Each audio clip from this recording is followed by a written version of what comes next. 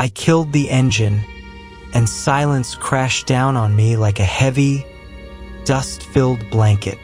This wasn't the peaceful quiet of the countryside. It was the absence of life.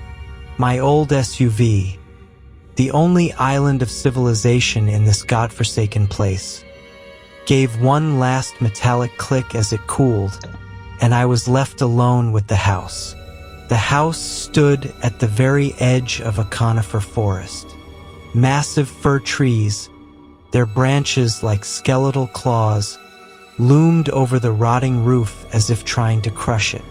I stepped out of the car, and my boots sank into unnaturally soft, mossy ground. The first thing that hit me was the smell. It wasn't sharp, it was thick.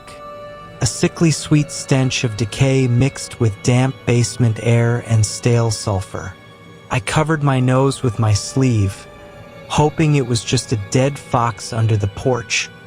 But something inside me tightened with a bad feeling.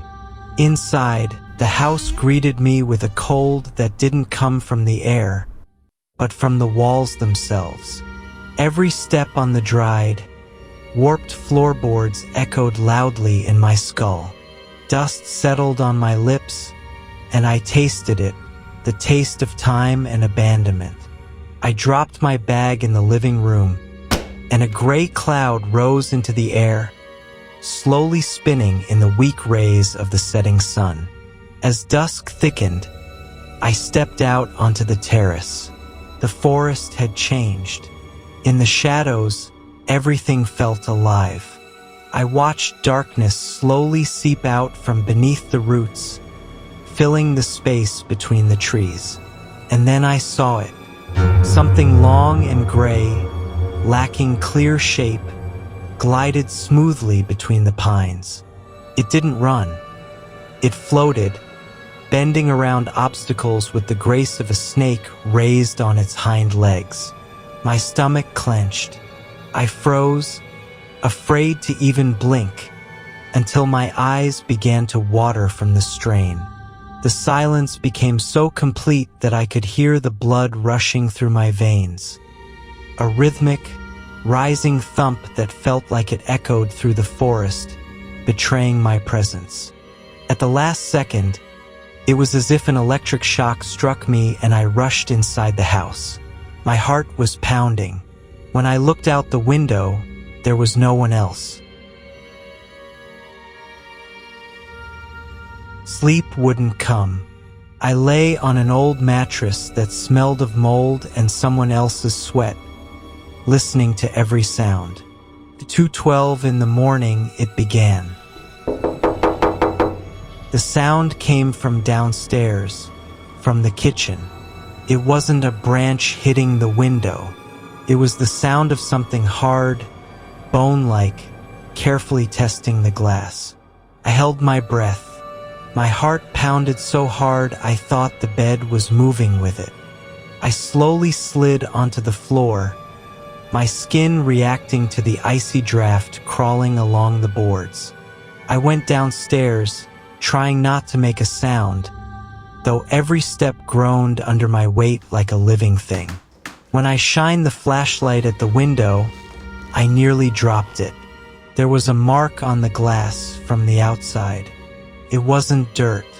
It was thick, sticky slime, slowly sliding down, leaving behind a rainbow sheen, like a slug's trail, but as wide as a human hand. I stepped closer, and the beam revealed 3 deep grooves in the wooden frame. The wood had been torn open, ripped to the core. I pressed my fingers into those scars. They were twice as long as mine. That's when I heard it. A breath came from the other side of the thin glass. Deep, whistling, like enormous bellows drawing in air. The vibration passed through the window, into my fingertips, and straight down my spine. The creature was standing right there, behind the fragile barrier, smelling me. I could sense its stench even through the closed window. Ammonia and old blood slammed into my face. I squeezed my eyes shut, gripping the knife, waiting for the impact. Instead, I heard the soft, wet sound of a body sliding along the wall. It was leaving, slowly rounding the corner, claws scraping the siding, as if marking its territory.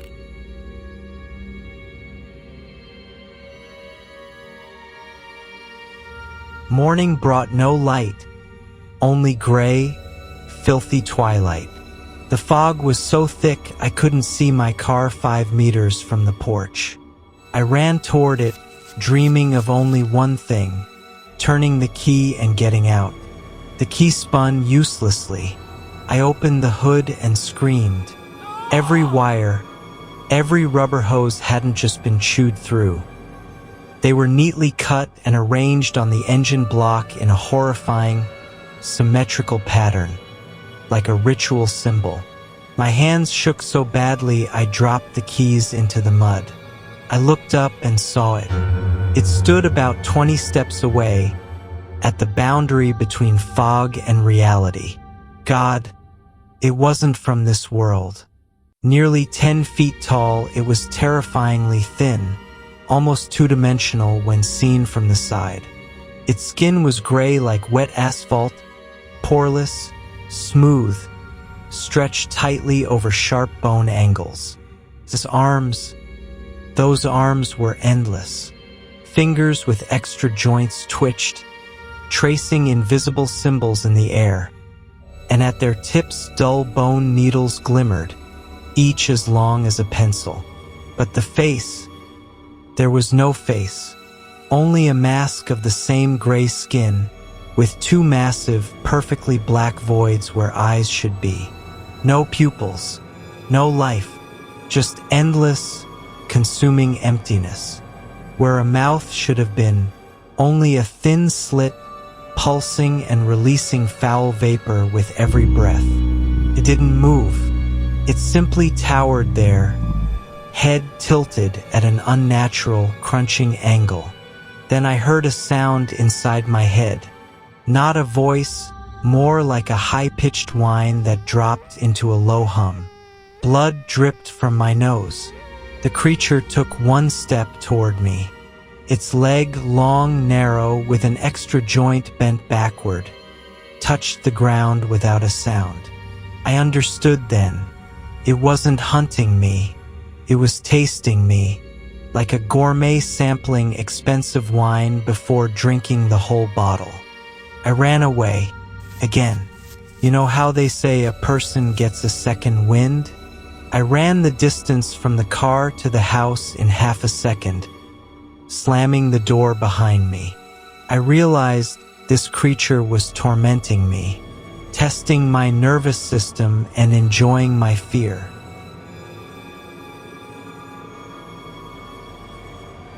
Evening turned the house into a trap.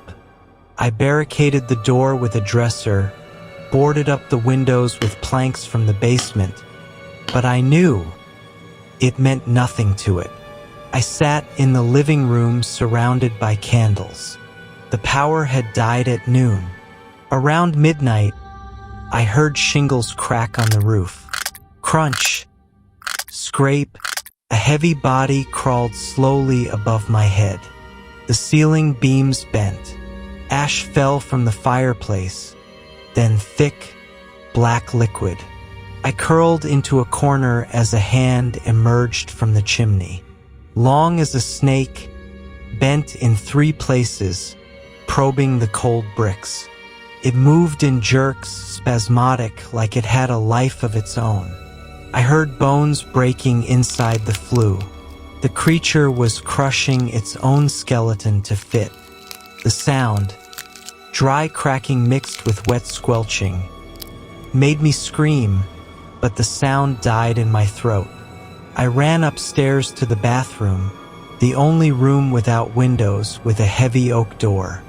I locked it and sat on the cold tile, knees pulled to my chest. Then came silence. Seconds stretched into eternity. Water dripped from the faucet. Then footsteps outside the door, wet, heavy, stopped right there. I saw the long, needle-like fingers slide under the gap beneath the door. They didn't try to open it. They simply stroked it, almost lovingly. Then I heard the whisper, not from the door, from the ventilation grate above my head. Elias!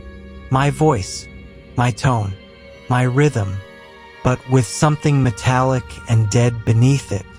Your fear is so sharp. I feel the cold burning your lungs. Open the door, Elias. I want to show you what's under my skin. There's so much room for you. I pressed my hands to my ears, but the whisper grew louder, becoming a chorus of my own screams. Screams I hadn't even made yet. I sat on the bathroom floor, clutching my head. My voice from the vent began to fracture, dissolving into a cacophony. Rusty swing chains, a child crying, the crunch of a crushed insect. Open, it whispered, and ice crawled down my spine. I see you through the walls. Your warmth. It's a beacon in the gray forest. The whisper cut off. The silence that followed was worse than any scream. It lasted forever until the first hit. The bathroom door shook. The dresser I'd wedged outside, or imagined I had, was hurled away with the crash of shattered antique wood. The oak door bowed inward. Another hit, and another, not shoulder or foot, more like a hydraulic press. A crack split the top of the door. From it emerged the pale, multi-jointed limb. Slowly, lazily, it widened the gap, snapping chunks of oak like stale bread. I crawled into the corner between the toilet and sink, gripping the only shard left from the broken mirror. My fingers were shredded, blood mixing with cold water on the floor. I felt no pain, only thick, paralyzing fear. The gap widened. A head pushed through. Eyeless, smooth, gray. The voids of its eyes fixed on me. In the dying light of my last candle, I saw the skin on its face stretch and vibrate. The horizontal mouth slit opened, revealing rows of needle-thin teeth arranged in circular rings, like a lamprey. A thread of thick, clear saliva dripped down, hissing softly as it touched the tile. It didn't enter, it seeped. The creature broke its joints one by one to force itself inside. Cartilage popping, bones cracking, the bathroom filled with the sound of death. When it was fully inside, the space collapsed. It filled the room, arms braced against the ceiling, backward bent knees scraping the walls. The ammonia stench burned my eyes, made me gag. Elias, it rumbled now, no longer my voice, hollow, vibrating. Your blood smells of salt and old guilt. You thought solitude would save you? Solitude is my home. It reached for me. The needle fingers moved like spider legs. One touched my cheek. The cold was beyond pain, like dry ice pressed to skin. My face went numb instantly. I screamed and stabbed the shard into its arm. The glass sank deep, but no blood flowed. Instead, thick black soot burst out, reeking of burned rubber. The creature didn't react. It only tilted its head further, studying the shard. Small, sharp, useless. It hissed. Then it began to change. The skin bulged. Something writhed beneath it, like thousands of worms trying to escape. Its body pulsed in rhythm with my heart, now pounding at the limits of human endurance. I tried to slip past it, but one arm wrapped instantly around my waist. Steel tight, bone needles pierced my ribs. Something hot and burning injected into my blood, slowly paralyzing my muscles, pulled me toward its faceless head. Up close, I saw its skin wasn't skin at all. It was millions of tiny, interwoven strands, constantly moving, woven from darkness itself. "Don't be afraid," it whispered, its mouth widening into a vast black funnel. "You won't die. You'll just stop being separate. You'll become part of the forest, part of the shadow. You'll watch through my eyes those who come after you." My feet lifted from the floor. Paralysis reached my lungs. Each breath became a struggle. The bathroom walls dissolved into misty forest gloom. The house vanished. Reality fractured. The last thing I remember was my ribcage opening like a book under the pressure of its claws. There was no pain, only a vast, horrifying sense of expansion. My consciousness spread outward. I felt every tree, every root, every raindrop falling on the rotting roof. The next morning, the fog lifted. The sun lazily illuminated the clearing before the house. Elia's SUV stood where it had been, coated in a thin layer of frost. The front door hung open, and a light breeze flipped the pages of an open book on the kitchen table. Upstairs in the bathroom, there were no signs of struggle. The tiles were clean. The mirror hung whole on the wall. The only oddity was a small pile of gray, dry dust in the corner, and 3 deep grooves in the oak door that looked as if they'd been made from the inside. If you listen closely to the whisper of the pines at the forest's edge, you can hear a quiet voice. It sounds like radio static, but the tone is unmistakably Elia's. It calls. It invites. The forest is waiting for its next guest, and now it has a new voice to lure them into the silence.